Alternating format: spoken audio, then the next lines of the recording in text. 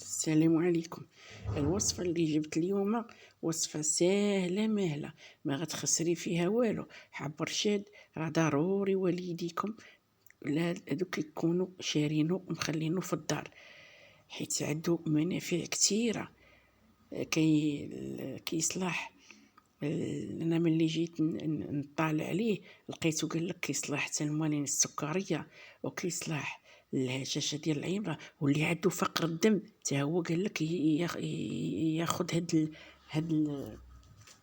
حب رشاد، حتى هو قالك يصلح الفقر الدم، وكيصلح قلنا الناس اللي عندهم الهشاشة في العظام، وكيصلح الكحبة الجافة اللي الواحد كيبقى تيكحب ويكحب وعلى الاخر ما كتخرجش ليه ديك الكحبة.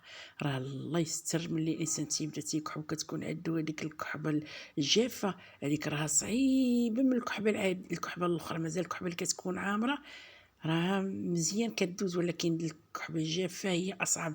عرفتو راه الانسان ملي تيكون تيكحب راه تيكحب من راسو. واش الا كنتو هادي الا كنتو كتحسوا راسكم كتكحبوا من راسك، راه عندك هذيك الكحبه الجافه. وهذا الحب رشاد راه كيصلح ليها، كيصلح هاد السعال كما تيقولوا لي السعال، وكيصلح الهشاشه ديال العظام، وكيصلح الفقر الدم، وكيصلح الناس اللي عندهم السكريه. كاع الناس كياخذوه، غير الواحد ما يكثرش منه، اللي يعود كيتشكى من شي حاجه ولا يخاف عليه حيت هو شويه سخون.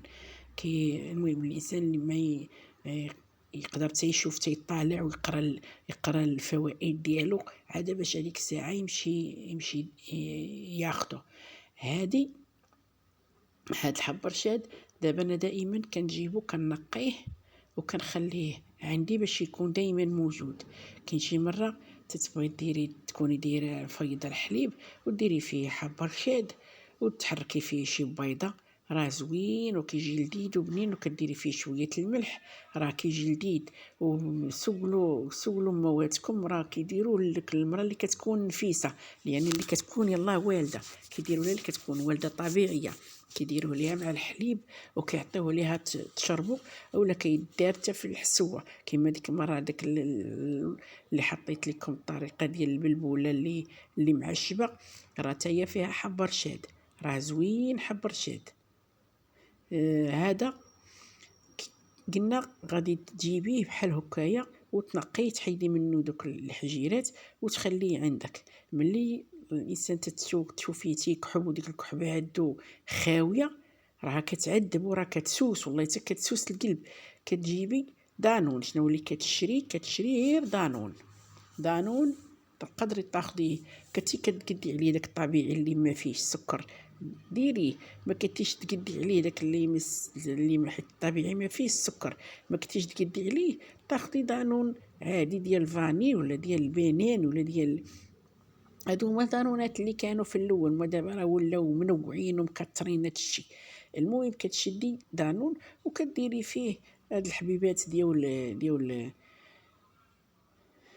هادو ديال حب رشاد هاكاك، كديريه وكتشدي وتحركيه فيه، تشدي واحد المعلقه وتحركيه فيه صافي، تخلطيه فيه وتخليه حتى يقبع وسط منه اولا تيتنفخ وسط منه صافي. كتخليه كتحركيه وكتخليه تيطلق، ما تاخديش هكا يلا ديري تخلطي مع دانون تاكلي هذيك الساعه لا، لان هذيك الدواء ديالو الطريقه ديالو هي كتخليه يرقاد فيه حتى كيطلق، حتى كيولي كتحس الا جيتي تذوقيه كتلقاي الحبه ديالو ساهله في الماكله ديالها، يعني كتحسي بها راه منفوخه ماشي بحال باقا حرشه. اللي باقا حرشه راه يعني باقي ما طلقش المفعول ديالو. صافي كتخليه ملي كتبغي تنعسي، قبل ما تنعسي كتصافي كتسالي ما غتبقاي تاخدي من موراه حتى حاجه، شربي المياه ديالك خرجي سيري الحمام سيري هذيك تتبغي صافي غادا تفيض غادا تنعسي تدخلي لفراشك، خذي هذا دانون اللي معاه في حب رشاد ونعسي. راه ان شاء الله راه والله العظيم الا هادي راه هي اللي فكاتني انا من الكحبه. هذيك كانت كتجيني هذيك الكحبه الناشفه كتعذبني، راه فكتني منها وصدقوني. والناس اللي كنقول لهم ديروه وملي كنسولهم كتقول لك اييه راه صلاحت ليا، الله راه مزيانه، الله يرحم لك الوالدين. الانسان اش كيبغي؟ راه كيبغي رحمه الوالدين، صافي بحال هكا.